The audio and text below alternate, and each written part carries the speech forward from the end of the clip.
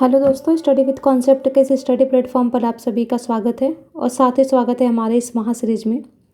तो class 7th history NCERT के इस श्रृंखला में आगे बढ़ते हुए आज हम अध्याय 4 मुगल साम्राज्य के बारे में पढ़ेंगे। तो देखते हैं, यहाँ पर दिया है कि मध्यकाल में किसी भी शासक के लिए भारतीय उपमहाद्वीप जैसे बड़े क्षेत्र पर लोगों एवं संस्कृतियों में इतनी अधिक विविधताएं हो, शासन कर पाना अत्यंत ही कठिन कार्य था। अपने पूर्ववर्तियों के विपरीत मुगलों ने एक साम्राज्य की स्थापना की और वह कार्य पूरा किया जो अब तक केवल छोटी अवधियों के लिए ही संभव ज्ञान पड़ता था। 16वीं सदी के उत्तरार्ध में इन्होंने दिल्ली और आगरा से अपने राज्य का विस्तार शुरू किया। तो एक तो पीटी का फैक्ट ये है कि इन्होंने अपने साम्राज्य का विस्तार किस सदी में और कहाँ से स्टार्ट किया। तो इन्होंने दिल्ली और आगरा से अपने राज्य का विस्तार शुरू करना चालू किया था 16वीं सदी में। फिर है कि 17वीं शताब्दी में लगभग संपूर्ण महाद्वीप पर अधिकार प्राप्त कर लिया। अब ध्यान देना आप लोग यहाँ पर कि कौन सी सदी में इसने संपूर्ण महाद्वीप पर अधिकार प्राप्त किया था, तो वो किया था 17वीं शताब्दी में। उन्होंने प्रशासन के ढांचे तथा शासन संबंधी जो विचार लागू किए वे उनके राज्य के पतन के बाद भी टिके रहे। यह एक ऐसी राजनीतिक धरोहर थी जिसके प्रभाव से उपमहाद्वीप में उनके पश्चात आने वाले शासक अपने को अछूता न रख सके। आज भारत के प्रधानमंत्री स्वतंत्रता दिवस पर मुगल शासकों के निवास स्थान दिल्ली के लाल किले के प्राचीर से राष्ट्र को संबोधित करते हैं। ठीक है, तो इसमें आपको कुछ नहीं ध्यान रखना, बस यहाँ से ये दो ही फैक्ट इंपॉर्टेंट है, यही आपको ध्यान में रखना है। ठीक है, बाकी कहाँ से किसने वो किया, राष्ट्र को संबोधन किया, ये सब ज़रूरी नहीं है। ठीक है, तो ये पीटी के फैक्ट के हिसाब से सिर्फ यही इंपॉर्टेंट है। अब आगे देखते हैं मुगल कौन थे। मुगल दो महान शासक वंशों के वंशज थे। तो देखिए, मुगल जो थे ना, दो महान शासक वंशों के, यानी अलग अलग माता पिता अलग अलग वंश के थे। तो उन्हीं के बारे में ये बात कर रहा है। माता की ओर से वे चीन और मध्य एशिया के मंगोल शासक चंगेज खां के उत्तराधिकारी थे। यानी माता किस वंश से संबंधित थी, तो जो मुगलों की माता थी, वो मंगोल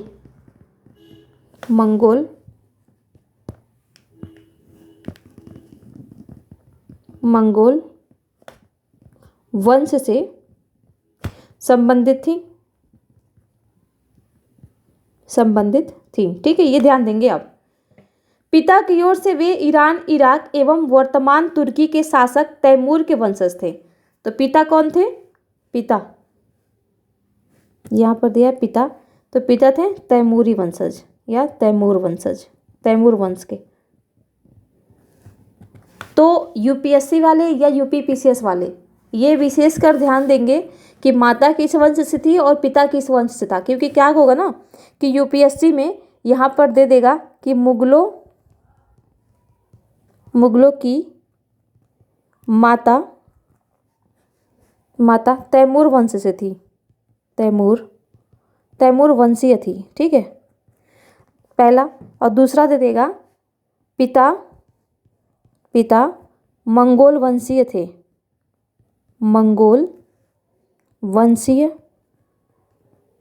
थे, ठीक है। अब यहाँ पर आपका बना देगा केवल एक सही, जैसे यहाँ पर मैं लिख दूँ केवल एक सही। ठीक है, या कर देगा दूसरा केवल दो सही,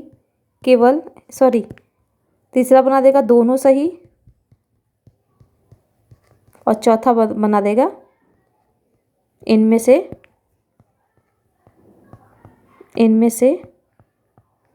कोई नहीं। ठीक है, तो ध्यान देंगे आप, इनमें से कोई नहीं आंसर होगा क्योंकि दोनों ही गलत है ना। तो इनमें से कोई सही नहीं है क्योंकि दोनों ही गलत है, क्योंकि यहाँ माता जो थी वो मंगोल वंशीय थी और पिता जो थे वो तैमूर वंशीय थे। तो ऐसे आपको ध्यान रख करके चलना है कि जो क्वेश्चंस बनते हैं ना, इन सारी चीज़ों में ऐसे ही बनते हैं, क्योंकि यहाँ तो अब कुछ ऐसा तो है नहीं कि कॉन्सेप्ट बेस पे आपको समझने की ज़रूरत है। तो इसमें क्या होता है कि फैक्टों में ही हेरफेर कर दिया जाता है, जिससे कि आपका आंसर गलत हो जाता है। तो ये चीज़ आपको ध्यान में रख करके चलनी है। परंतु मुगल अपने को मुगल या मंगोल कहलवाना पसंद नहीं करते थे। ऐसा इसीलिए था क्योंकि चंगेज खां से जुड़ी स्मृतियां सैकड़ों व्यक्तियों के नरसंहार से संबंधित थी। अब ये आपका यहाँ पर इंटरव्यू का क्वेश्चन बन सकता है जिनका हिस्ट्री ऑप्शनल है। ठीक है, यहाँ पर इंटरव्यू का क्वेश्चन बन सकता है कि मुगल अपने आप को मुगल कहलवाना क्यों नहीं पसंद करते थे। तो यहाँ पर आप कारण बता सकते हैं। ठीक है, कि चंगेज खां से जुड़ी स्मृतियां सैकड़ों व्यक्ति के नरसंहार से संबंधित थी।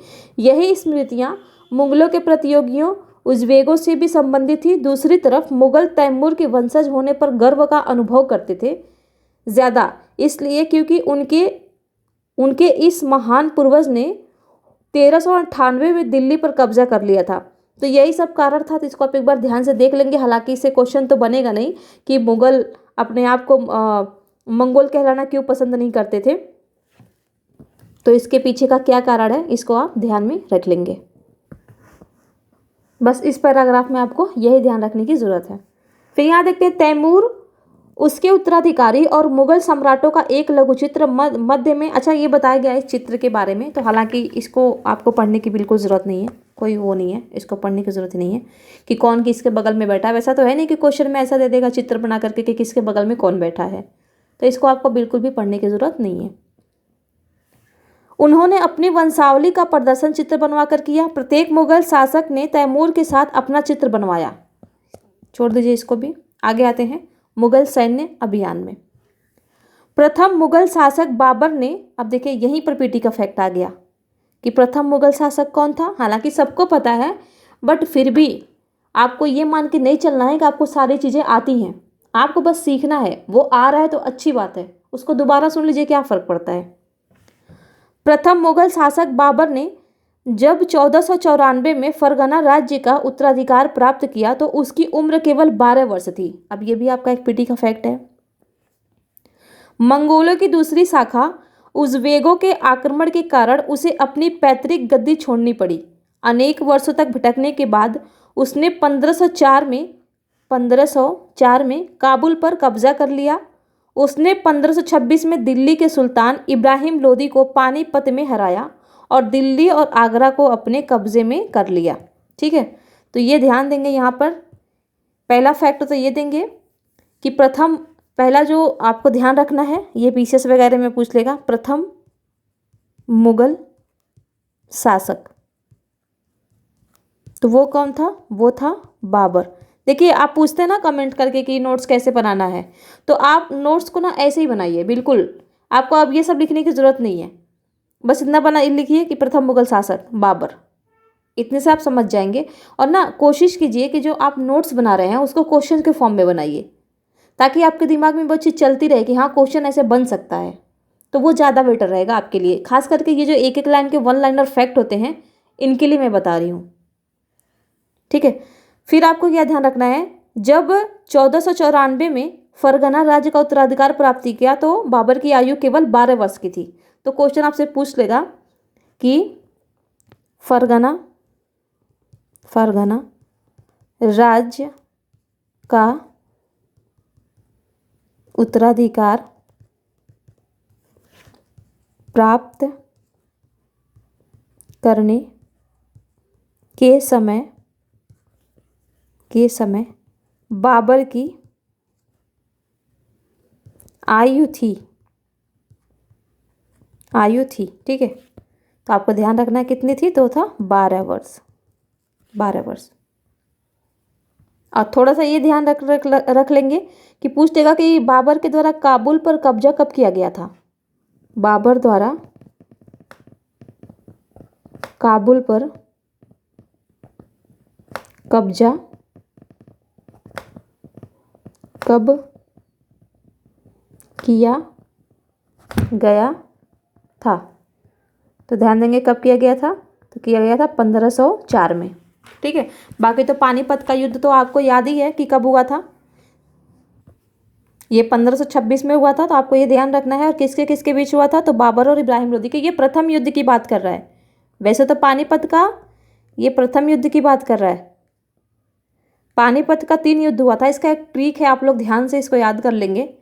जैसे ये इसका ट्रिक है बिहामा, मैं कई बार आपको ये बता चुकी हूँ, बिहामा। तो यहाँ पर बी मतलब बाबर, और यहाँ पर है इब्राहिम लोदी।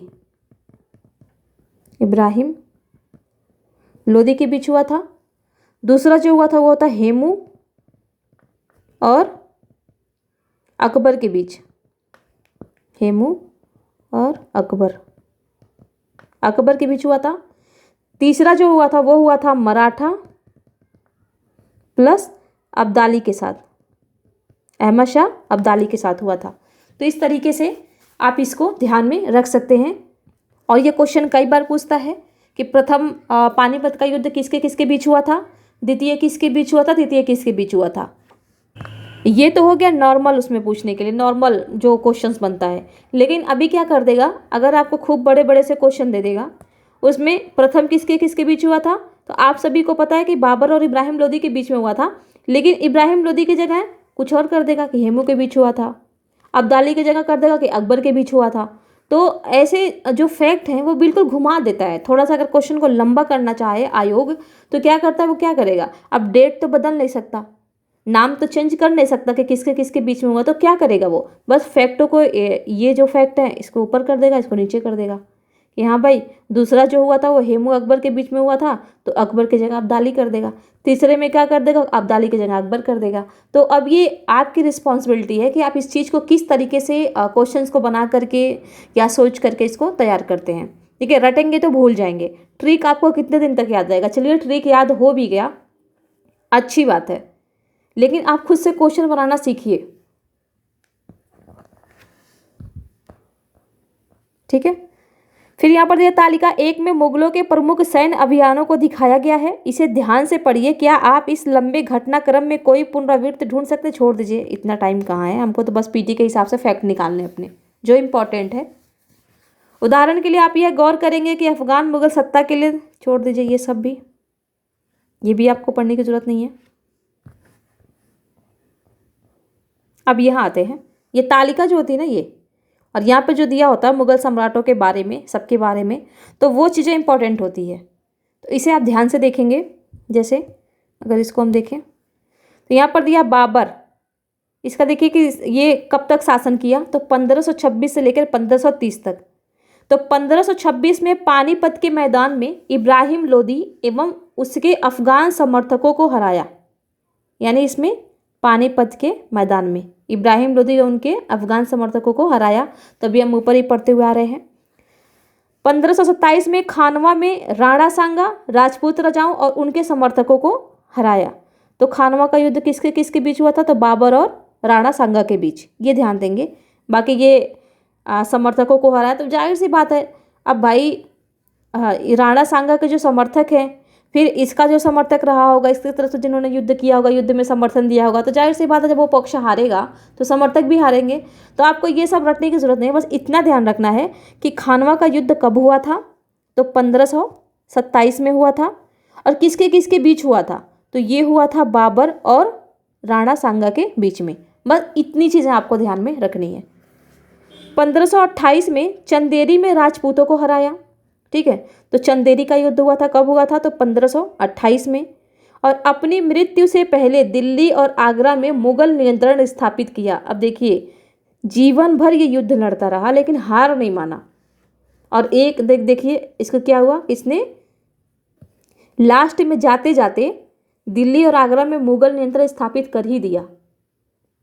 और सबसे बड़ी बात यह है कि अपने हॉबी को भी नहीं छोड़ा, ये बुक लिखता था खुद के बारे में, और उस युद्ध के बीच में भी जब इसको टाइम मिलता था तो उसको लिखने बैठ जाता था। तो ये था जज्बा इसका। तो आप लोग इससे कुछ सीखिए कि हाँ मतलब इसके अंदर वो जज्बा हो सकती है कि जब वो युद्ध के मैदान में लिख सकता है बैठ करके, अपनी हॉबी नहीं छोड़ सकता, तो आप लोग भी अपनी हॉबी बनाइए पढ़ने का, कि आप कुछ भी हो आप अपनी हॉबी नहीं छोड़ेंगे। आप सफ़र कर रहे हैं ट्रेन में, आजकल तो मोबाइल का ज़माना है, मोबाइल में PDF खोलिए, आराम से पढ़ते हुए चले जाइए। अपना टाइम कहीं ना कहीं आप मतलब एक एक मिनट को अच्छे से यूटिलाइज़ कीजिए, आपको डेफिनेटली रिजल्ट मिलेगा। आप आज की बजाय कल पर मत टालिए, आज की बजाय कल पर टालते टालते वक्त निकल जाता है और फिर हमारे हाथ कुछ नहीं आता है। जब एग्ज़ाम का टाइम आता है तो मन में यही चलता है कि इस बार मेरी तैयारी नहीं हुई, हम तो अगली बार देंगे। ठीक है। और जब एग्ज़ाम नज़दीक आ जाता है तो 15 दिन में आप ऐसी पढ़ाई करेंगे, ऐसी पढ़ाई करेंगे कि जैसे लगेगा कि हाँ भाई आपने सारे सब्जेक्टों को अब इन 15 दिनों में ही ख़त्म कर देना है, लेकिन हो नहीं पाता है। और बाद में क्या सोचते हैं कि काश डेट बढ़ जाता, थोड़ा सा काश डेट बढ़, को ये काश वाला शब्द बिल्कुल हटा दीजिए। आपको सिर्फ अपने गोल पर फोकस करना है, अपने एम पर फोकस्ड रहना है, और डेली आप धीरे धीरे करके कछुए के चाल से तैयारी कीजिए, ताकि ये ना सोचना पड़े कि डेट बढ़ जाए, मेरी तैयारी नहीं हुई है, मेरा निकलेगा नहीं। ये सब बिल्कुल भी मन में भावना नहीं। और आप देख रहे हैं कि दिन पे दिन कट ऑफ बढ़ता जा रहा है। अभी बीपीएससी का जो रिजल्ट आया है कल शाम में, बीपीएससी का जो रिजल्ट आया कल शाम में, आप देख रहे हैं 113 कट ऑफ गया है, लड़कियों का 109 गया है, और पिछली बार 108 था। तो आप देख रहे हैं मतलब कैसे बढ़ रहा है। तो इसका मतलब कि कंपटीशन लेवल बहुत ही हाई है। कंपटीशन बच्चे जब इतना बच्चे निकाल रहे हैं, और बताइए आप कि इसमें 11,607 बच्चों ने प्रीलिम्स से पीटी जो है कि पास किया है बीपीएससी में। तो ये 11,607 बच्चे ऐसे ही थोड़ी ना पास किए हैं भाई, पढ़े होंगे यहाँ तक, 113 तक क्वेश्चन सही किए हैं, जब भी तो कट ऑफ गया है। तो आप ये मत समझिए कि आपका जो कंपटीशन लेवल है वो बहुत ही लो है, या आप ऐसे 2 दिन पढ़ेंगे पूरे जोश में, तीसरे दिन आप छोड़ देंगे तो ऐसे आपका एग्ज़ाम निकल जाएगा। भाई नहीं निकलेगा, क्योंकि कंपटीशन बहुत ही हाई होता जा रहा है दिन पे दिन। आपसे ज़्यादा धुरंधर लोग बैठे हुए हैं पढ़ने वाले, जो कि एक एक मिनट का बहुत ही सोच समझ करके यूज करते हैं, और वही एग्ज़ाम में क्या करते हैं, कहते हैं ना तरीके झंडा गाड़ते हैं। तो आप उनसे सीखिए। अब इसको क्या लेकर के रोएंगे आप कि 113 गया, 113 गया, मैं तो बॉर्डर पे था, 110 निकाला, 111 निकाला, 112 निकाला, एक नंबर से ही फेल हुआ, बट हुए तो, पीटी का रिजल्ट रुका तो इसको लेकर के मत रोइए कभी। कभी भी ये तो लेकर के अनुमान लेकर के पिछले वाले कट ऑफ को अनुमान लेकर के चलिए ही मत। अगर पिछले का 108 है तो आप ये मान के चलिए कि 120 जा सकता है कट ऑफ। अगर ये ध्यान में रख करके तैयारी करेंगे तब जा करके आपकी तैयारी होगी। नहीं तो अगर ये सोचेंगे कि नहीं, बहुत लोग होते हैं जो व्यूज़ बढ़ाने के लिए 90-92 से ऊपर नहीं जाएगा, 95 से ऊपर नहीं जाएगा, इतना ही कट ऑफ होगा। अरे उन वीडियो को क्यों देखना, उसको देखिए ही मत। इस तरीके से तैयारी कीजिए कि आप जब भी आइए एग्ज़ाम दे करके तो आपका 120 प्लस बैठे ही बैठे, और आप बिल्कुल कॉन्फिडेंस में रहें। रिजल्ट का वेट करके अपना वो टाइम बर्बाद कीजिए ही मत, बस पढ़ने पर फोकस कीजिए। और अगर ये सोच के बैठे रह जाएंगे कि देखते हैं रिजल्ट आएगा, होगा कि नहीं होगा, सस्पेंस में हूँ, हो जाएगा तब तैयारी करूँगा, तब तो फिर ऐसे लग गई नहीं आ पा रहा आपकी। तो अब से आप जो भी तैयारी कीजिए, इन 11,607 स्टूडेंटों को सोच करके कीजिए कि भाई आखिर में इन्होंने भी तो पढ़ा होगा। इतने लोग एग्ज़ाम दिए थे, उनमें से इतने लोग सक्सेस हुए, इसका मतलब कि ये 11,607 लोगों ने भी तो पढ़ा है बहुत अच्छे तरीके से, जब भी तो आए हैं ये, जब भी तो निकला इनका पीटी। तो इनको ध्यान में रख करके अब से आप पढ़ाई कीजिए कि भाई ये आपको आगे और टक्कर दे सकते हैं। मान लीजिए कि इसमें से किसी का ना हुआ, हालांकि ऐसा तो हो ना, गॉड करे कि सब सेलेक्ट हो जाएं, ठीक है। सब तो आपको तो पता ही है कि छटेंगे, क्योंकि सीट ही कितनी है, जितना सीट होगा उतने को ही लेंगे। तो ये जो छट जाएंगे वो आगे और तैयारी करेंगे और जोश से उतरेंगे, तो फिर आप बहुत ही पीछे हैं आप अभी। तो अपने आप को इस तरीके से जज करके चलिए कि आप बहुत ही पीछे हैं, बिल्कुल जीरो हैं। और आप ये सोच रहे हैं कि घटना चक्र की सीरीज चल रही है, एनसीईआरटी है, खुद से पढ़ लेंगे, ये कर लेंगे, वो कर लेंगे। तो देखिए ज्ञान जहाँ से भी मिले आप वहाँ से लीजिए। मैं ये नहीं कह रही हूँ कि ज्ञान हमारे चैनल से मिल रहा है तो आप यहीं से लीजिए, नहीं, आपको ज्ञान जहाँ से मिले आप वहाँ से लीजिए, लेकिन ज्ञान लीजिए ज़रूर। और सॉरी यहाँ पर बहुत टाइम लग गया, ठीक है। फिर आते हैं अपने टॉपिक पे। अब पढ़ते हैं हुमायूं के बारे में। तो हुमायूं ने अपने पिता की वसीयत के अनुसार जायदाद का बंटवारा किया। प्रत्येक भाई को एक एक प्रांत मिला। उसके भाई मिर्जा कामरान की महत्वाकांक्षाओं के कारण हुमायूं अपने अफगान प्रतिद्वंदियों के सामने फीका पड़ गया। शेर खान ने हुमायूं को 2 बार हराया, 1539 में चौसा में और 1540 में कन्नौज में। तो बस यहाँ पर आपको ध्यान देना ये है कि शेर खान और हुमायूं के बीच कौन कौन सा युद्ध हुआ था। तो एक हुआ था 1539 में चौसा का युद्ध और 1540 में कन्नौज का युद्ध, और इसी को कहते हैं हम बिलग्राम का युद्ध।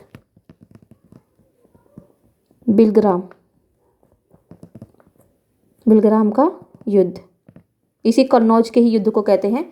तो अगर वहाँ पर ऑप्शन में बिलग्राम का युद्ध दिखे या कन्नौज का युद्ध दिखे तो ये 1540 में ही हुआ था, ये आप ध्यान रखेंगे। इन पराजयों ने उसे ईरान की ओर भागने को बाध्य किया। किसको? तो हुमायूं को।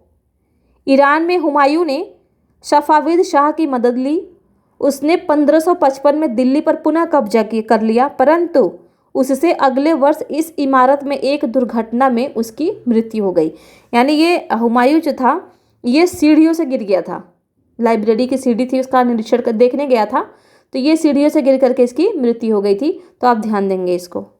अब देखते हैं अकबर के बारे में। अकबर 1556 से 1605 तक इसने शासन किया। यहाँ पर देखिए कि 13 वर्ष की अल्प आयु में अकबर सम्राट बना। देखिए उस टाइम की बात है ये, हालांकि परिस्थितियाँ तो कुछ भी करवा सकती हैं इंसान से। जैसे आज की परिस्थिति क्या है, सॉरी मैं बीच बीच में ज़्यादा ही बोल देती हूँ। आज की परिस्थिति क्या है, बट ये काम की चीज़ बोलती हूँ, जो भी बोलती हूँ आपके लिए, कि आज हम 25 साल के हो जाते हैं, नौकरी मिलती नहीं है, और हम क्या कहते हैं अभी तो उम्र कितनी निकली।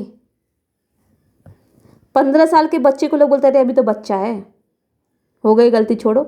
और उस जमाने के लोगों को देखिए, कोई 12 वर्ष में उत्तराधिकारी बन रहा है, कोई 13 वर्ष में सम्राट बन रहा है।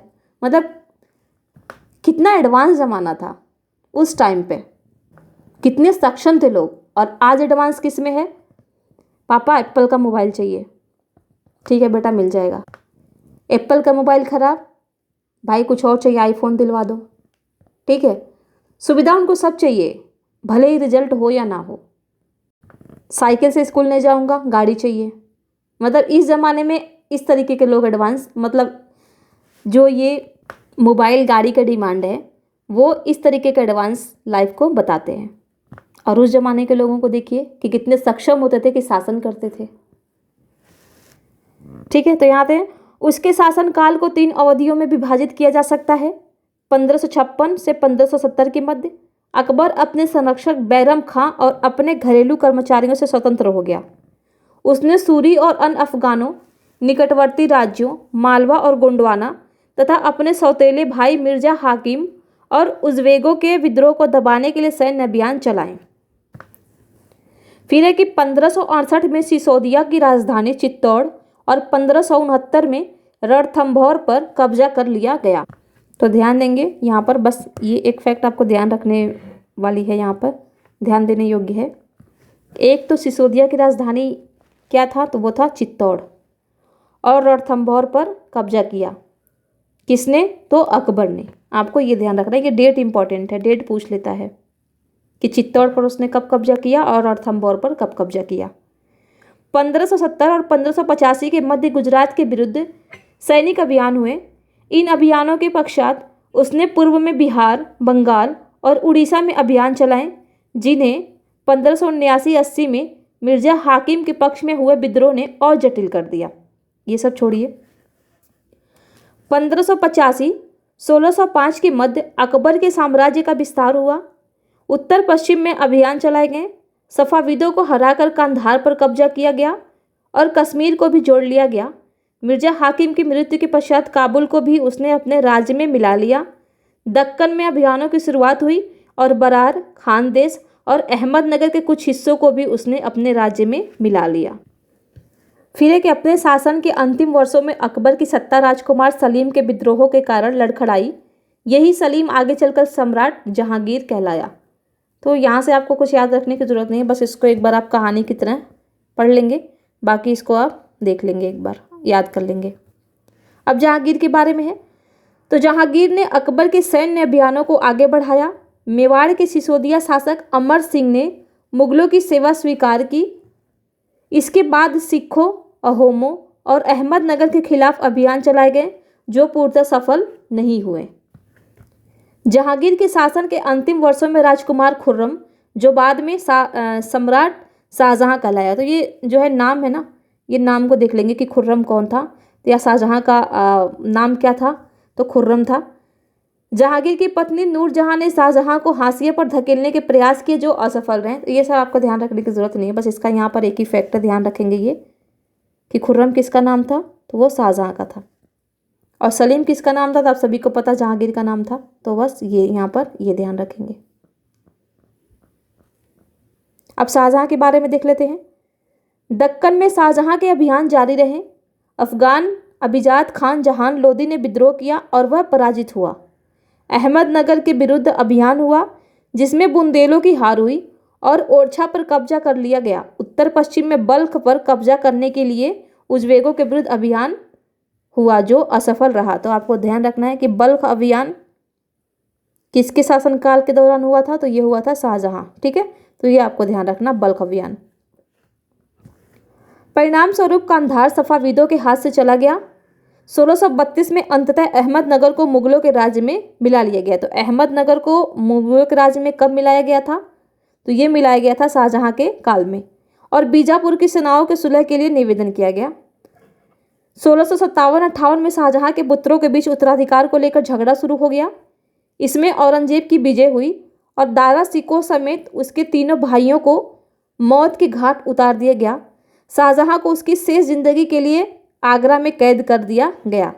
तो ये अपनी पूरी ज़िंदगी जो है वो कहाँ पर बिताया, ये कैद में बिताया। और कहाँ पर इसको रखा गया था, तो आगरा में रखा गया था, ये ध्यान देंगे।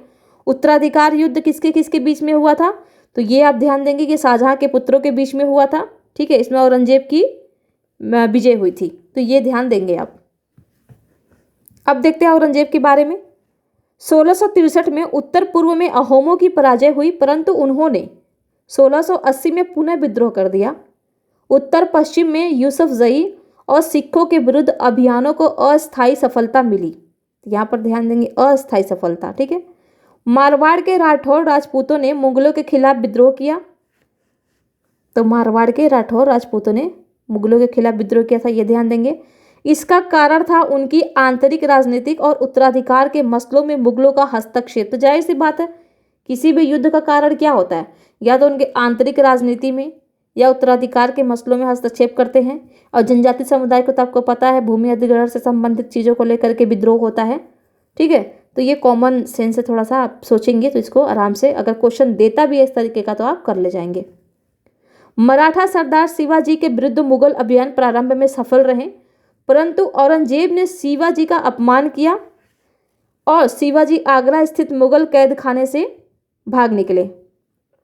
उन्होंने अपने को स्वतंत्र शासक घोषित करने के पश्चात मुगलों के विरुद्ध पुनः अभियान चलाए। राजकुमार अकबर ने औरंगजेब के विरुद्ध विद्रोह किया, जिसमें उसे मराठों और दक्कन की सल्तनत का सहयोग मिला। अंततः वह सफाविद ईरान भाग गया। ये वो अकबर नहीं है, अकबर महान नहीं है, दूसरा अकबर है, तो ये ध्यान देंगे। अकबर के विद्रोह के पश्चात, इसलिए यहाँ पर लगाया है राजकुमार। अकबर के विद्रोह के पश्चात औरंगजेब ने दक्कन के शासकों के विरुद्ध सेनाएं भेजी।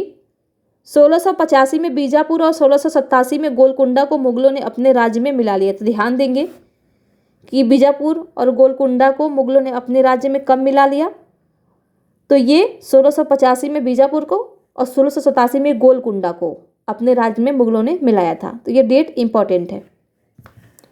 1698 में औरंगजेब ने दक्कन में मराठों, जो छापामार पद्धति का उपयोग कर रहे थे, के विरुद्ध अभियान का प्रबंध स्वयं किया।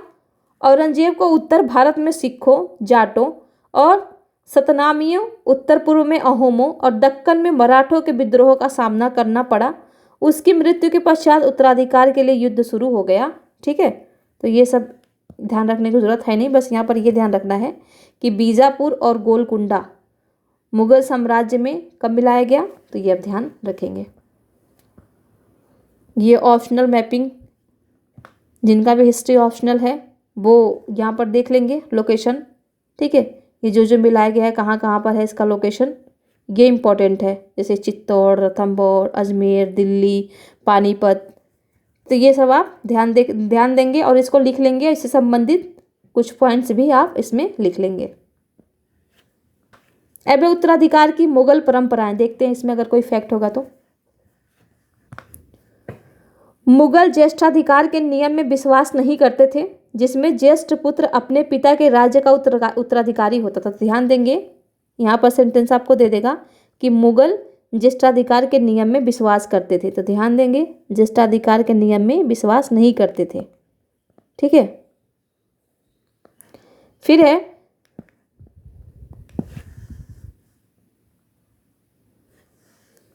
इसके विपरीत उत्तराधिकार में वे शहदायाद की मुगल और तैमूर वंशों की प्रथा को अपनाते थे, जिसमें उत्तराधिकार का विभाजन समस्त पुत्रों में कर दिया जाता था, किसी एक को नहीं बना जाता था।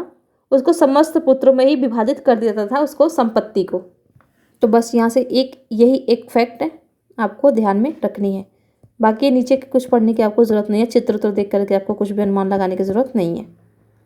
मुगलों के अन्य शासकों के साथ संबंध।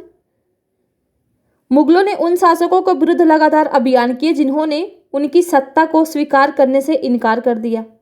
जब मुगल शक्तिशाली हो गए तो अन्य कई शासकों ने स्वेच्छा से उनकी सत्ता स्वीकार कर ली। राजपूत इसका एक अच्छा उदाहरण है। अनेकों ने मुगल घराने में अपनी पुत्रियों के विवाह करके उच्च पद प्राप्त किए, परंतु कईयों ने विरोध भी किए। तो समाज में हर तरीके के लोग रहते हैं, तो ये उनकी विचारधारा है कि वो जाकर के मिलेंगे, विवाह संबंध स्थापित करेंगे, पद लेंगे, या फिर विवाह संबंध स्थापित ना करने में विरोध करेंगे। ठीक है, तो ये उनकी विचारधारा है अलग अलग। ठीक है, तो इसको आपको ध्यान में रखने की ज़रूरत नहीं है। यहाँ पर देख लेते हैं राजपूतों के साथ मुगलों की शादियाँ। तो यहाँ देखा, जहांगीर की माँ कछवाहा की राजकुमारी थी। तो सबसे मोस्ट इम्पॉर्टेंट फैक्ट यही है कि जहांगीर की माँ किसकी राजकुमारी थी, कहाँ मतलब किससे संबंधित थी, तो कछवाहा से संबंधित थी, कछवाहा राजपूतों से संबंधित थी। वह अंबर के राजपूत शासक की पुत्री थी।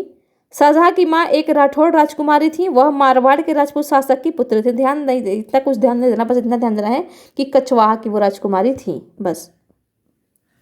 सिसोदिया राजपूत लंबे समय तक मुगलों की सत्ता को स्वीकार करने से इनकार करते रहे। आप यहाँ पर आपको ये मोस्ट इंपॉर्टेंट फैक्ट है कि कौन से राजपूत मुगलों की सत्ता को स्वीकार करने से इनकार करते रहे, विरोध करते रहे, तो वो थे सिसोदिया।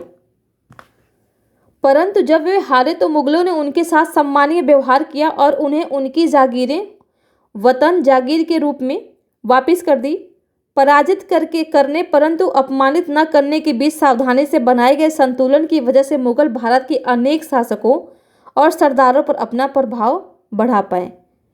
परंतु इस संतुलन को हमेशा बरकरार रखना कठिन था। एक बार फिर तालिका, अब इसको छोड़िए, अब तालिका क्या देखें, बस इतना ध्यान रखना है कि इन्होंने कैसे अपना प्रभाव बढ़ाया लोगों पर।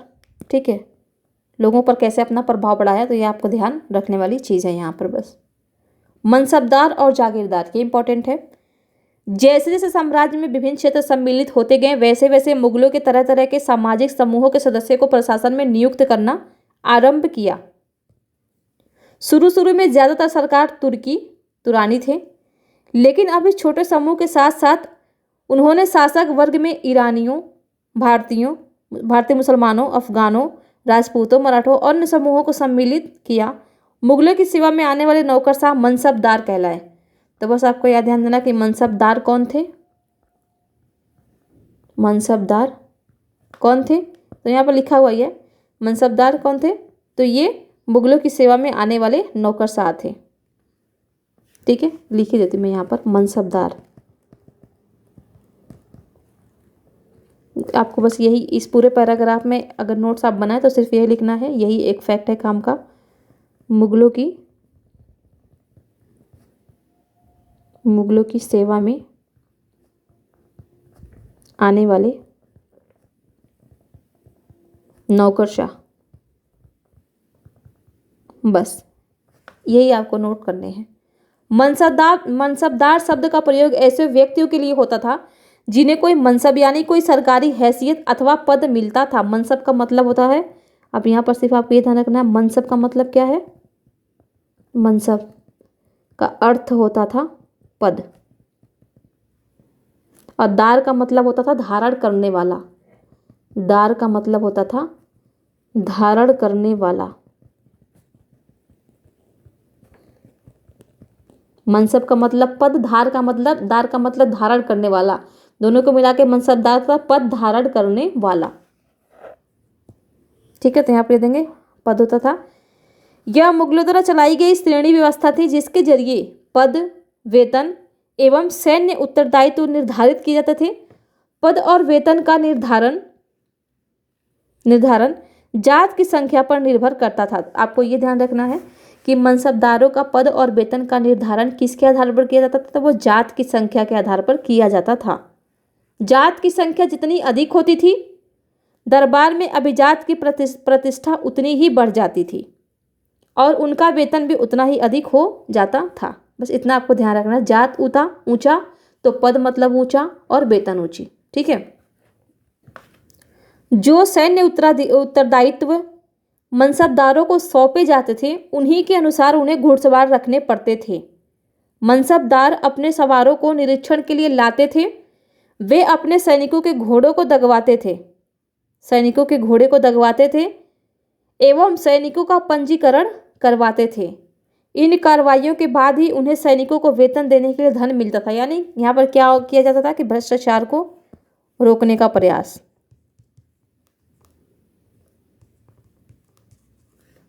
भ्रष्टाचार को रोकने का प्रयास किया जाता था।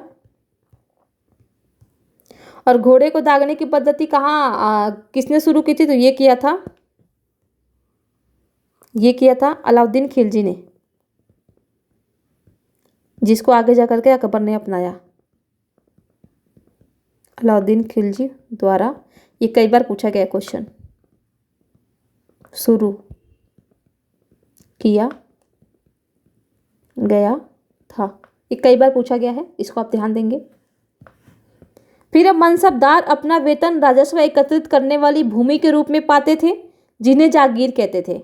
अब यहाँ पर एक फैक्ट और आपका आ गया कि जागीर किसे कहते थे? जागीर किसे कहते थे? तो वेतन के रूप में दी जाने वाली भूमि, उसी को कहते थे जागीर। और जो तकरीबन इक्ताओं के समान थी, मतलब जैसे इक्ता देते थे ना उस टाइम पे, पिछले वीडियो में हम लोगों ने पढ़ा कि वेतन के रूप में इक्ता दिया जाता था। तो इसी तरीके से वो इक्ता भी एक भूमि ही थी पार्ट में, तो उसी वैसे ही यहाँ पर थी, तो उसको जागीर बोलते थे। तो अगर मैं एक शब्द में यहाँ पर लिखूँ, अगर आप नोट बनाएं नोट्स, तो यहाँ पर लिख देंगे आप जागीर क्या था?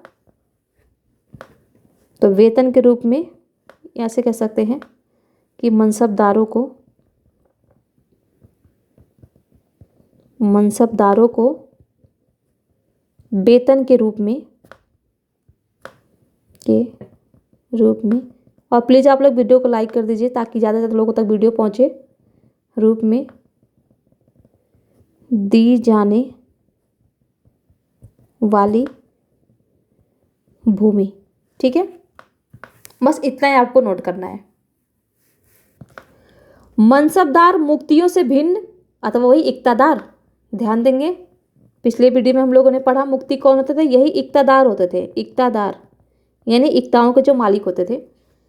ये मुक्तियों से भिन्न अपने जागीरों पर नहीं रहते थे और न ही उन पर प्रशासन करते थे। और उस टाइम पे क्या था कि जो इक्तादार होते थे, जिनका जो इक्ता दी जाती थी उनको भूमि के रूप में, वो उस पर रहते भी थे और उसी से राजस्व भी इकट्ठा करते थे और प्रशासन भी करते थे। तो ये आप यहाँ पर अगर आपसे तुलना पूछे, तुलना मनसबदार और इक्तादार या मुक्तियों में, तो आप ये बता सकते हैं। ठीक है, अच्छे से यहाँ से आप लिख सकते हैं। मनसबदार के बारे में क्या लिखेंगे कि वे जागीरों पर नहीं रहते थे और न ही उस पर प्रशासन करते थे। उनके पास अपनी जागीरों से केवल राजस्व एकत्रित करने का अधिकार होता था। तो देखिए कितना बढ़िया फैक्ट है। क्या ये यूपीपीसीएस में क्वेश्चन नहीं बन सकता? UPPCS plus UPSC most important है ये क्वेश्चन, यहीं से बनाएगा घुमा के कि उनको राजस्व एकत्रित करने के साथ साथ जागीरों पर प्रशासन भी करते थे। ठीक है, तो ये ध्यान देना, मनसबदार ऐसा नहीं करते थे। ये कौन करता था? वो इक्तादार करते थे। तो जब आप पिछला वाला वीडियो देखेंगे जब चीज को समझ पाएंगे। यह राजस्व उनके नौकर उनके लिए एकत्रित करते थे, जबकि वे स्वयं देश के किसी अन्य भाग में सेवारत रहते थे। देखिए कितना बढ़िया फैक्ट दिया है। इसको एकदम अच्छे से आप इसको दिमाग में बिठा लेंगे कि ये क्वेश्चन बन सकता है। आगे अकबर के शासन काल में इन जागीरों का सावधानी पूर्वक आकलन किया जाता था ताकि इनका राजस्व मनसबदार के वेतन के तकरीबन बराबर रहे। औरंगजेब के शासन काल तक पहुंचते पहुंचते स्थिति बदल गई। अब प्राप्त राजस्व मनसबदार के वेतन से बहुत कम था। मनसबदारों की संख्या में भी अत्यधिक वृद्धि हुई, जिसके कारण उन्हें जागीर मिलने से पहले एक लंबा इंतजार करना पड़ता था। अब देखिए, अब जब सब बांट ही देंगे तो फिर इसको क्या मिलता, मतलब औरंगजेब को क्या मिलता? तो यही चीज़ थी कि उनको बहुत ज़्यादा लंबा इंतजार कराता था कि हाँ ठीक है, खाली होगा तो देंगे, ये करेंगे वो करेंगे, इस तरीके से। इन सभी कारणों से जागीरों की संख्या में कमी हो गई। फलस्वरूप कई जागीरदार जागीर रहने पर यह कोशिश करते थे कि वे जितना राजस्व वसूल कर सके कर लें। अब देखिए यहाँ पर क्या, भ्रष्टाचार को बढ़ावा मिलने लग गया। अब भाई जो लत पहले लोगों को लगी है, अब एकदम से अगर आप उनको रोक देंगे तो फिर क्या होगा? जाहिर सी बात है कि और दबाव डालेंगे ये लोग कर वसूल करने पर। सोचेंगे कि भाई क्या पता आ जाए कल दे ही ना, या बड़ी मुश्किल से मिली है तो भाई अपने मतलब जो जीवन है, इतना लंबा जीवन है तो उसके लिए एक ही बार में क्या करो, इकट्ठा कर लो धन को, कर को। तो इस तरीके की चीज़ें सामने निकल करके आती हैं औरंगजेब के शासनकाल में। जैसे कि आप देख सकते हैं कोविड-19 के दौरान अगर सरकार एक ही बार लॉकडाउन लगाती, आप लोगों ने कभी सोचा कि मतलब लॉकडाउन ऐसे क्यों लगा था? आज 21 दिन का है, फिर 1 महीने का हुआ, फिर ऐसे करते करते करते करते बहुत आगे तक बढ़ा, 3 महीने का हुआ, ऐसे करते करते कितने दिन तक लॉकडाउन मतलब कई चरणों में चला। तो इसका रीज़न यही था कि एक बार में अगर हम लगा देते इतने लंबे दिनों के लिए, तो अभी जनता तो ऐसे ही बेकाबू हुई थी पहली बार में ही। जब 22 दिन का लगा था तभी जनता बेकाबू हो गई थी। अगर सरकार इस चीज़ को एक ही बार कर देती तब तो वो रोक ही नहीं पाती किसी को। तो इसने क्या किया कि एकदम से जागीरों की संख्या में कमी कर दी, जागीर देना बंद कर दिया, कुछ ही लोगों को देता था। तो इससे क्या, जनता परेशान हो गई, मतलब जो जागीर वो कर जो थे वसूल करने वाले वो परेशान हो गए। और जब उनको मौका मिलता था तो वो खूब दबाव जोर जबरदस्ती कर करके कर वसूल करते थे ताकि वो धन इकट्ठा कर सके, और ये सोचते थे कि आज मिला है कल नहीं मिलेगा। अपने शासनकाल के अंतिम वर्षों में औरंगजेब ने इन परिवर्तनों पर नियंत्रण नहीं रख पाया। इस कारण किसानों को अत्यधिक मुसीबतों का सामना करना पड़ा। अब जाहिर सी बात है, अब ये तो जाएगा नहीं देखने कि किसानों की क्या हालत हो रही है। अब जो मनसबदार थे वही जाते थे जोर जबरदस्ती करके इनसे कर वसूलते थे, चाहे फसल हो या ना हो, उनके घर में बेचारे को खाने को रहे या ना रहे। तो यही सारी चीज़ें, और यही सब पतन भी बना इसका, मुगल साम्राज्य का पतन के कारणों में से यही था। जागीरों को एकदम कम कर दे जिससे किसानों की स्थिति खराब हो गई। ठीक है, तो एक कारण आप यहाँ से दे सकते हैं उसमें। ये ब्यौरा वरा नहीं पढ़ना आपको, ये छोड़ दीजिए। यहाँ देखते हैं जब्त और जमींदार। मुगलों की आमदनी का प्रमुख साधन किसानों की उपज से मिलने वाला राजस्व था। तो एक मोस्ट इम्पॉर्टेंट पीटी का फैक्ट ये है कि मुगलों के आमदनी का साधन क्या था? तो किसानों से उपज से मिलने वाला राजस्व ही था। अधिकतर स्थानों पर किसान ग्रामीण कुलीनों यानी कि मुखिया या स्थानीय सरदारों के माध्यम से राजस्व देते थे। समस्त मध्यस्थों के लिए, चाहे वे स्थानीय ग्राम के मुखिया हों या फिर शक्तिशाली सरदार हों, इन सभी के लिए क्या करते थे, मुगल एक ही शब्द जमींदार का प्रयोग करते थे। अब कोई भी हो, चाहे वो ग्राम का मुखिया हो या कोई भी हो या शक्तिशाली सरदार हो, सभी के लिए जमींदार का वो करते थे। और यहाँ पर यह दिखाया गया है कि देखिए, ये जैसे कि ग्रामीण लोग हैं बेचारे, तो जो उनके यहाँ का जमींदार होगा उसको देते थे। तो ये जमींदार क्या करता था, जमींदार या अधिकारी जो भी इसको मानिए, ये क्या करता था कि इसके ऊपर का जो मतलब रहता था मनसबदार, वो इसको देता था पैसा कि ठीक है आप इतना धन ले लो और वहाँ से कर ज़्यादा लगाओ और वो हमें दो। तो ये क्या करता था कि लोगों पर प्रताड़ित करता था बेचारों को, किसानों को ज़्यादा टैक्स देने के लिए। अब देखिए, ये टैक्स देते थे बेचारे, चुकाते थे, खुद ही भूखमरी में जीते थे। तो ये चीज़ यहाँ पर दिखाई गई है इसी के बारे में। और ये उसी टाइम का, ऐसा नहीं कि इसको बनाया गया, ये देख सकते हैं उसी टाइम का यहाँ पर कट पेस्ट किया गया है, कट करके यहाँ पर पेस्ट करके लगाया गया है। ठीक है, तो ये उसी टाइम की स्थिति को दर्शा रहा है। अकबर के राजस्व मंत्री टोडरमल ने 10 साल की कालावधि के लिए कृषि की पैदावार, कीमतों और कृषि भूमि का सावधानी पूर्वक सर्वेक्षण किया। इसी को कहते हैं दहशाला पद्धति। ये जो 10 साल है ना, इसी को कहते हैं दहशाला पद्धति। किसने शुरू की थी? तो वो किया था टोडरमल ने। ध्यान देंगे, शुरू किया था, किसने किया था? तो टोडरमल के द्वारा किया गया था। ठीक है, तो इसने 10 साल के आधार पर क्या किया कि कृषि के पैदावार, कीमतों और कृषि भूमि का सावधानीपूर्वक सर्वेक्षण किया। इन आंकड़ों के आधार पर प्रत्येक फसल पर नगद के रूप में कर निश्चित कर दिया।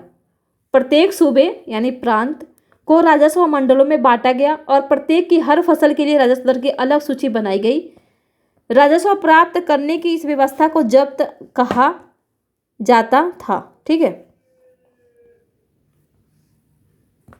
अगर इस पूरे पैराग्राफ को हम लिखें यहाँ पर कि इसका निचोड़ क्या आएगा, तो यहाँ पर जब्त ना, तो जब्त व्यवस्था किसे कहते थे? जब्त व्यवस्था, जब्त प्रणाली, जब्त प्रणाली किसे कहते थे? तो 10 साल के आधार पर 10 साल के भूमि पैदावार कीमतों के सर्वेक्षण के आधार पर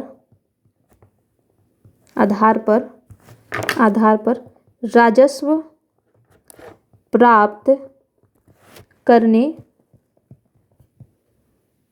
की व्यवस्था। ठीक है, थी जब्त प्रणाली। 10 साल की जगह आपको दे सकता है दहशाला पद्धति, यही थी दहशाला पद्धति। तो दहशाला पद्धति, ये आप कीवर्ड्स यूज कर सकते हैं, दहशाला पद्धति। बाकी यहाँ पर के आधार पर, ठीक है, इसमें सब आ गया। दहशाला पद्धति के आधार पर राजस्व प्राप्त करने की व्यवस्था, इसी को कहते थे जब्त प्रणाली। ठीक है, फिर आगे आते हैं। यह व्यवस्था उन स्थानों पर प्रचलित थी जहां पर मुगल प्रशासनिक अधिकारी भूमि का निरीक्षण कर सकते थे और सावधानीपूर्वक उनका हिसाब रख सकते थे। ऐसा निरीक्षण गुजरात और बंगाल जैसे प्रांतों में संभव नहीं हो पाया। तो ध्यान देंगे कि जो जब्ती प्रणाली थी, ये कहाँ पर संभव नहीं हो पाया था? तो ये 2 जगह का आप नाम ध्यान में रखेंगे, क्योंकि पूछ लेगा। इसमें दे देगा कि सफल हर जगह, प्रत्येक जगह सफल हो पाया था। तो आप ध्यान देंगे कि हर जगह नहीं हो पाया था, ये गुजरात और बंगाल जैसे प्रांतों में सफल नहीं हुआ था, हर प्रांतों में सफल नहीं हुआ था। ठीक है, कुछ क्षेत्रों में जमींदार इतने शक्तिशाली थे कि मुगल प्रशासकों द्वारा शोषण किए जाने की स्थिति में वे विद्रोह कर सकते थे। अब जाहिर सी बात है भाई, अब शक्तिशाली हैं तो क्यों चुकेंगे। कभी कभी एक ही जाति के जमींदार और किसान मुगल सत्ता के खिलाफ मिलकर विद्रोह कर देते थे। 17वीं शताब्दी के आखिर में ऐसे किसान विद्रोहों ने मुगल साम्राज्य के स्थायित्व को चुनौती दी। तो ध्यान देंगे आप, किसान विद्रोह भी मुगल साम्राज्य के पतन का कारण बना। पतन के कारणों में इसको आप लिख सकते हैं। देखिए कितना बढ़िया फैक्ट निकल करके आ गया है, आपका मेंस में भी आप इसको लिख सकते हैं। अब यहाँ पर देखते हैं अकबरनामा और आईने अकबरी, ये भी इंपॉर्टेंट है, इसमें फैक्ट है। अकबर ने अपने करीबी मित्र और दरबारी अबुल फजल को आदेश दिया कि वह उसके शासनकाल का इतिहास लिखे। अबुल फजल ने यह इतिहास 3 जिल्दों में लिखा। यानी आईने अकबरी के कितने भाग हैं? तो 3 भाग हैं। जिल्द का मतलब होता है भाग, पार्ट। ठीक है, 3 जिल्दों में लिखा। तो पीटी का फैक्ट तो यही हो गया, आईने अकबरी 3 भागों में लिखा गया है। एक साथ यही ध्यान देंगे।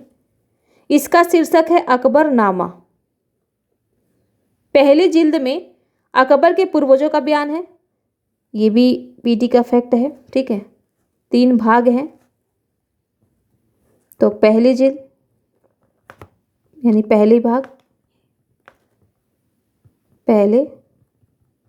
भाग में अकबर के पूर्वजों का बयान है। ठीक है, पूर्वजों का बयान है। फिर है दूसरी, अकबर के शासनकाल की घटनाओं का विवरण। तो सेकंड, अकबर के शासनकाल से संबंधित विवरण देता। ठीक है, और तीसरा, अकबर के शासनकाल की घटनाओं का विवरण देता। तीसरा जिल्द आईने अकबरी है। तीसरा है आईने अकबरी, ये पूछा है, आईने अकबरी। अकबरनामा का कौन सा भाग आईने अकबरी कहलाता है? तो अकबरनामा का तीसरा भाग आईने अकबरी कहलाता है। ठीक है, तो ये ध्यान देंगे आप। जैसे मैं यहाँ करूँ तो 3 जिल्द थे, इसका शीर्षक था अकबरनामा। पहली जिल्द अकबर के पूर्वजों का बयान, दूसरी अकबर के शासनकाल से संबंधित घटनाओं का विवरण और तीसरी आईने अकबरी। इसमें अकबर के प्रशासन, घराने, सेना, राजस्व और साम्राज्य के भूगोल का ब्यौरा मिलता है। अब जाहिर सी बात है, जब आप शासन किसी भी शासक के शासनकाल के घटनाओं के बारे में लिखेंगे तो केवल उस शासक के बारे में थोड़ी ना लिखेंगे भाई, वहाँ तो सब कुछ देखेंगे कि प्रशासन कैसे चलता था, उस टाइम के घराने कैसे होते थे, सेना कैसी होती थी, राजस्व का मुख्य स्रोत क्या होता था, साम्राज्य के भूगोल का ब्यौरा देंगे कि सामरिक दृष्टि से कैसे महत्वपूर्ण था, आर्थिक दृष्टि से कैसे महत्वपूर्ण था। तो ये सारी चीज़ें इंक्लूड होंगी जब भी तो विवरण होगा किसी भी शासन काल के घटनाओं का। फिर है कि इसमें समकालीन भारत के लोगों की परंपराओं और संस्कृतियों का भी विस्तृत वर्णन है। आईने अकबरी का सबसे रोचक आयाम विविध प्रकार की चीज़ों, फसलों, पैदावार, कीमतों, मजदूरी और राजस्व का सांख्यिकीय विवरण। तो ये चीज़ आपको ध्यान देने की ज़रूरत नहीं है, क्योंकि वैसे भी ये जहाँ भी आएगा ये उपरोक्त सभी सही होंगे, क्योंकि इसमें सारी चीज़ें आएंगी। किसी एक चीज़ के आधार पर हम किसी के भी शासनकाल का विवरण नहीं दे पाएंगे, ठीक है। तो ये आपको नोट करने की ज़रूरत नहीं है। बाकी ये भाग इसकी ज़रूर नोट करने की ज़रूरत है, क्योंकि क्या करेगा इसमें। देखिए, तीसरा तो आप सभी को पता होगा कि हाँ आईने अकबरी होगा, चलो ये तो बढ़िया है। लेकिन इन दोनों में क्या करेगा, ऊपर नीचे कर देगा। पहले भाग में दूसरे को डाल देगा, दूसरे भाग में पहले को डाल देगा। तो आपको विशेषकर यहाँ पर फोकस्ड रहना है, ठीक है।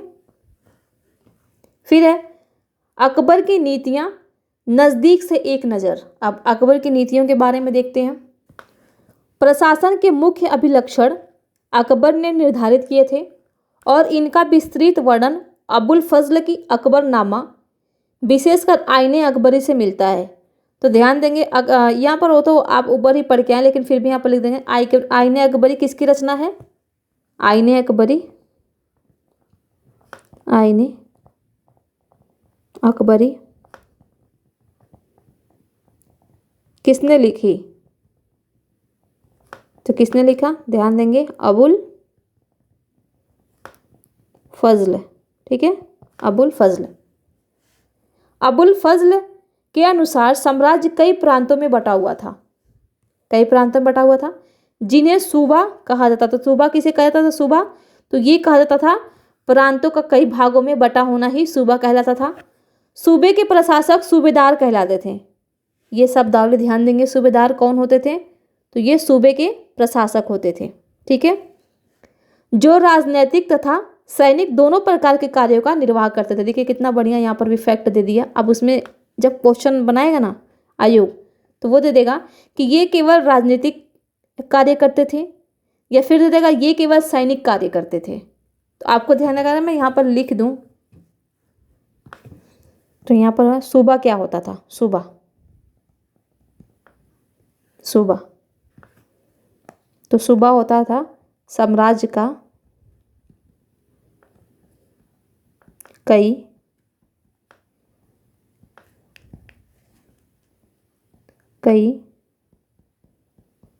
प्रांतों में बंटा होना सूबा कहलाता था, ठीक है। और इसके प्रशासक सूबेदार कहलाते थे, सूबेदार कहलाते थे, ये हो गया आपका। और सूबेदार यहीं पर ऐसा करके लिख दीजिए। सूबेदार क्या करते थे, सूबेदार राजनैतिक तथा सैनिक दोनों प्रकार के कार्यों का निर्वाह करते थे। ये सारे जितने ये फैक्ट है ना, ये यहाँ पर यूपीएससी बहुत ही शानदार तरीके का क्वेश्चन बनाएगी, तो इसको आप अच्छे से एकदम देख लेंगे। प्रत्येक प्रांत में एक वित्तीय अधिकारी भी होता था जो दीवान कहलाता था। अब यहीं पर लिख दीजिए इसको भी, दीवान।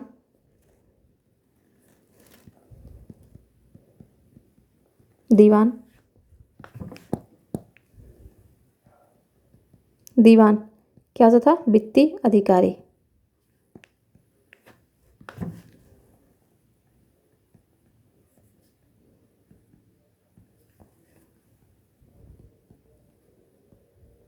वित्तीय अधिकारी होता था।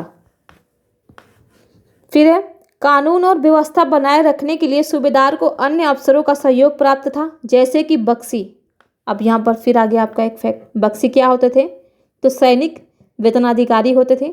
सदर सदर धार्मिक और धर्मार्थ किए जाने वाले कार्यों का मंत्री होता था। फौजदार ये सेनानायक होता था। और कोतवाल ये नगर का पुलिस होता था, जिनमें से अभी तक की अगर मैं बात करूँ तो एक तो कोतवाल पूछ चुका है, बख्शी पूछ चुका है, ठीक है। अब बारी हो सकती है, सदर भी पूछ चुका है, फौजदार बाकी है अभी। तो इन चारों शब्दावलियों को आप ध्यान से पढ़ लेंगे, क्योंकि यही पूछा है। एक बार उसको भी करवाया जाएगा जो हिस्ट्री का है, यूपीएससी एंड यूपीपीसीएस दोनों का एग्जाम से पहले पहले सारे क्विज को सॉल्व करवा दिया जाएगा। एनसीईआरटी बेस्ड जो भी है उसमें क्वेश्चन दिया गया है, और आप देखेंगे कि बहुत सारे क्वेश्चन एनसीईआरटी से उठ करके डायरेक्ट आए हैं। ये सब डायरेक्ट आया है, सेम एक एक लाइन में एकदम डायरेक्ट क्वेश्चन पूछा है। इसको बाकायदा आप कॉपी पर नोट्स बनाइए, एक तरफ सदर कर दीजिए, लिख दीजिए क्या होता था, बख्शी कर दीजिए, लिख दीजिए क्या होता था, ठीक है। और इसको बार बार देखते रहिए, कंफ्यूज नहीं होना है बिल्कुल भी, बार बार इसको देखिए, जितनी बार देखना चाहे उतनी बार देखिए, ताकि ये आपको अच्छे से याद हो जाए, कंफ्यूज बिल्कुल ना हो। अब यहाँ पर देखते हैं जहांगीर के दरबार पर नूरजहां का प्रभाव। यह है कि मेहरुन्निसा ने 1611 में जहांगीर से विवाह किया, ये तो पूछेगा नहीं, और उसे नूरजहां का खिताब मिला। बस इतना पूछेगा कि नूरजहां का मूल नाम क्या था, तो वो था मेहरुन्निसा। नूरजहां हमेशा जहांगीर के प्रति अत्यधिक वफादार रही और उसको समय समय पर सहयोग देती रही।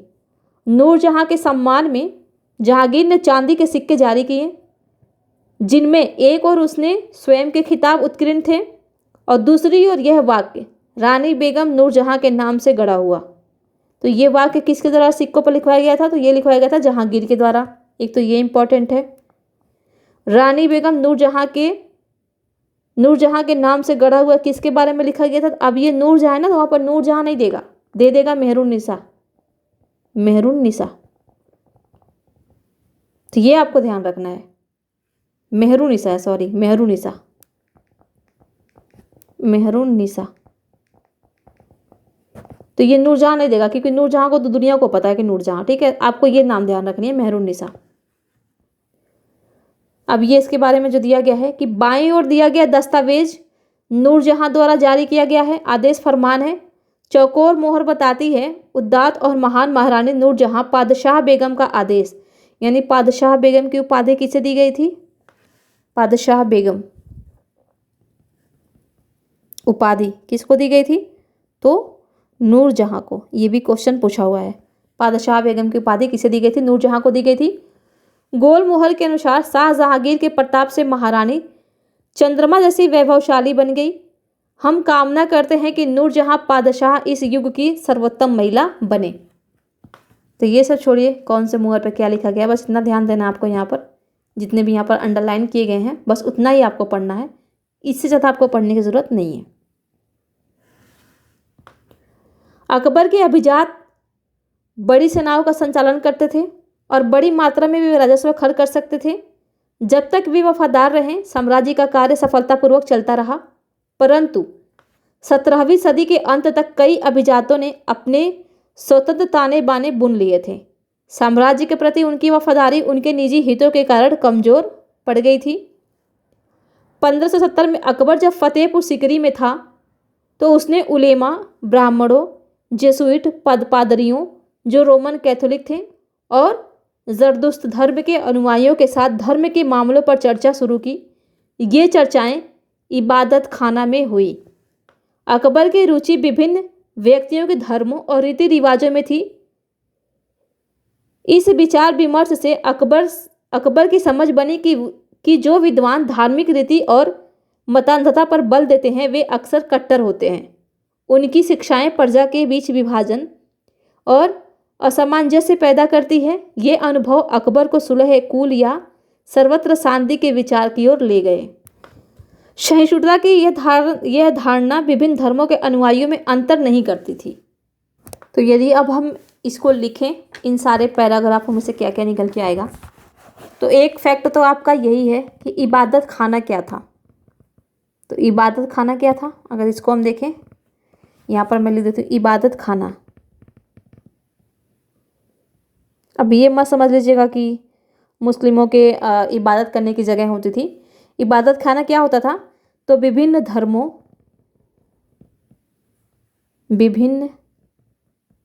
धर्मों के लोगों के साथ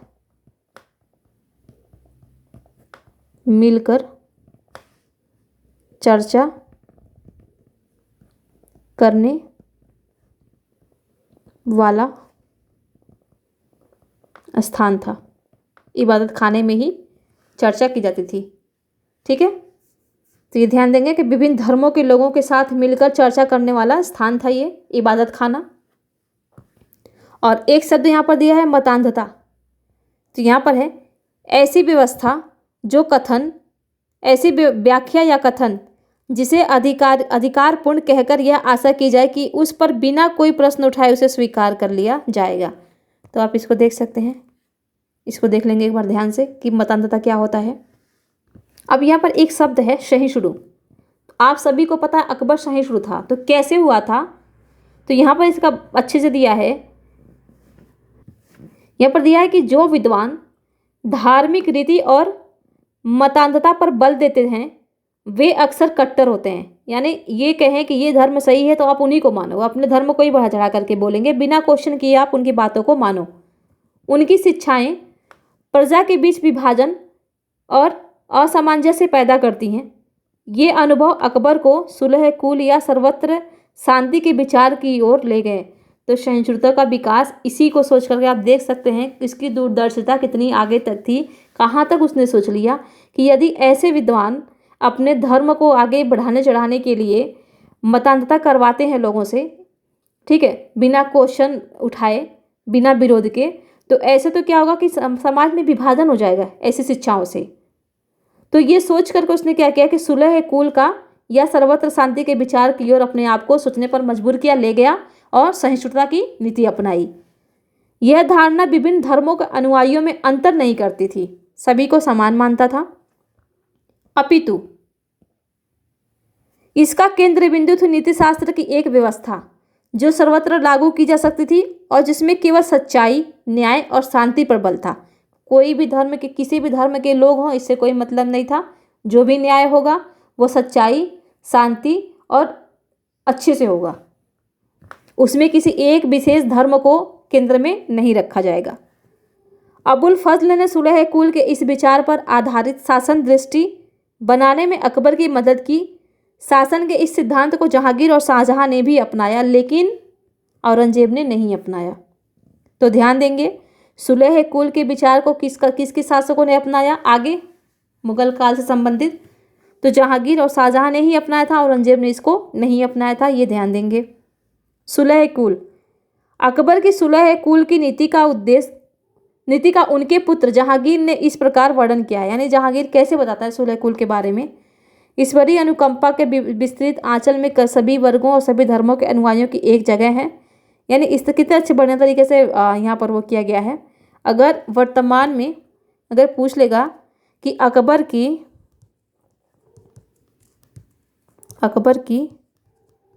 सुलह ए कुल की नीति वर्तमान में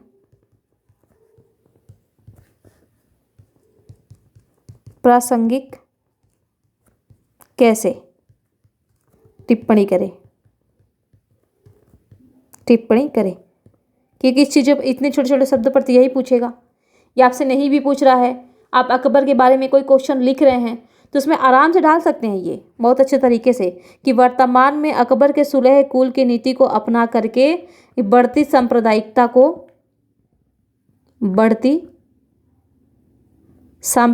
को रोका जा सकता है,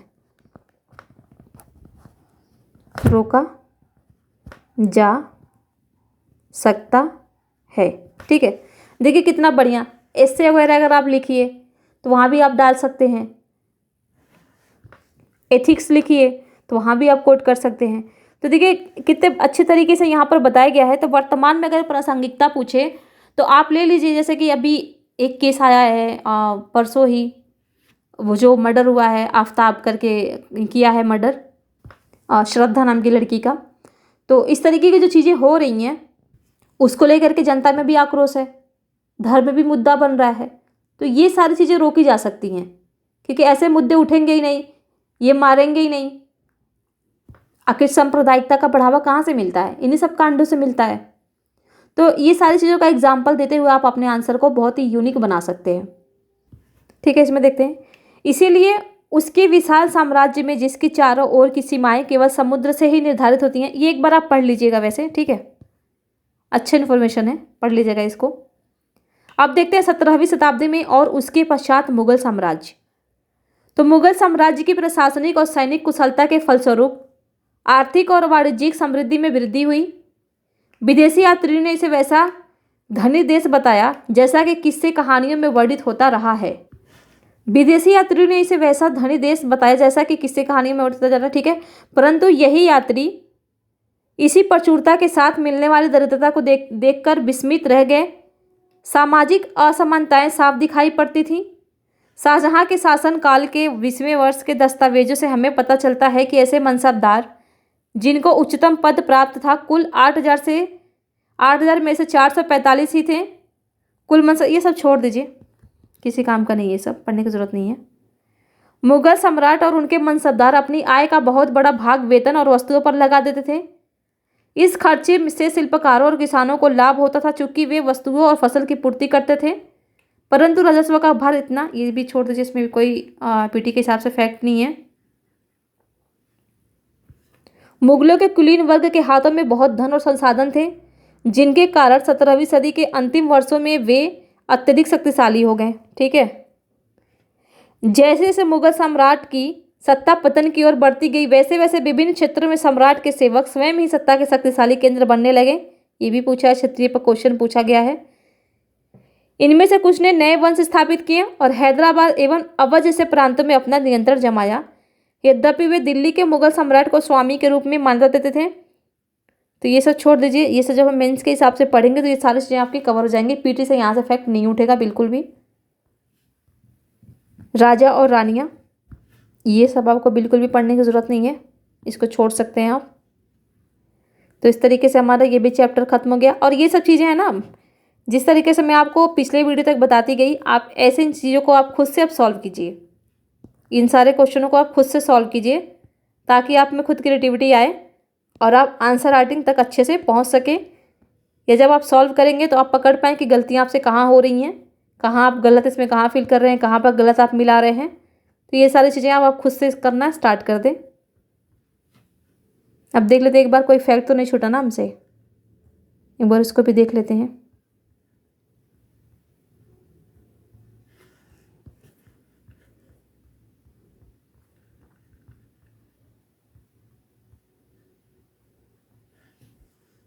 ये एक फैक्ट छूट गया था कि 16वीं शताब्दी के युद्धों में तोप और गोलाबारी का पहली बार इस्तेमाल हुआ। बाबर ने इसका पानीपत की पहली लड़ाई में प्रभावी ढंग से प्रयोग किया। तो ध्यान देंगे कि तोप और गोलाबारी का पहली बार इस्तेमाल किस सदी में हुआ था? तो 16वीं सदी में बाबर के द्वारा किया गया था। अगर मैं यहाँ पर लिख दूँ तो तोप और गोलाबारी 16वीं सदी में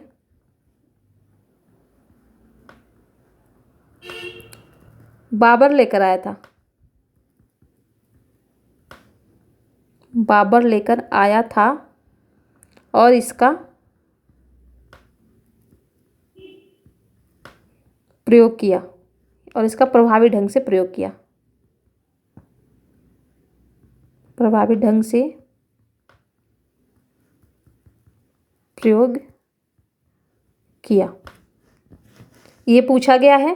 लेकिन ध्यान रहे, बारूद बाबर लेकर नहीं आया था। बारूद बाबर द्वारा नहीं लाया गया था। ये 14वीं शताब्दी में ही आ गया था, 14वीं शताब्दी में ही आ गया था। ठीक है, तो जो क्वेश्चन बनाया था यूपीएससी का क्वेश्चन है ये। तो यूपीएससी में क्वेश्चन ये बनाया गया था कि तोप, गोलाबारी और बारूद 16वीं सदी में आया और बाबर द्वारा इसको लाया गया था। तो दोनों ही कथन गलत थे, क्योंकि तोप और गोलाबारी था वो 16वीं शताब्दी में आया था, बारूद तो 16वीं में आया नहीं था, तो पहला ऑप्शन गलत होगा था इस तरीके से। और बाबर दूसरे में जब बाबर लाया गया था तो बाबर तो लाया ही नहीं था ना, बाबर तो केवल तोप और गोलाबारी लाया था। तो इस तरीके से दोनों ही गलत हो गए थे। तो आपको ये ध्यान से पढ़नी है, इन सारी चीज़ों को समझ के पढ़नी है। यहाँ पर अगर दिया है गोला और वो तोप, यही दो चीज़ लेकर आया था, तो यही दो चीज़ होगा, अदर तीसरा उसमें कुछ नहीं होगा। ठीक है, तो ये आप ध्यान देंगे। और जो पीसीएस वाले हैं वो ये ध्यान देंगे कि बारूद कब आया था भारत में, तो 14वीं शताब्दी में आया था, ये ध्यान देंगे। ठीक है, इसको बाबर नहीं लाया था। तो इस तरीके से फिर हम अगला वाला चैप्टर को अगले वीडियो में देखेंगे। तो इसी के साथ आप सभी को बहुत बहुत धन्यवाद।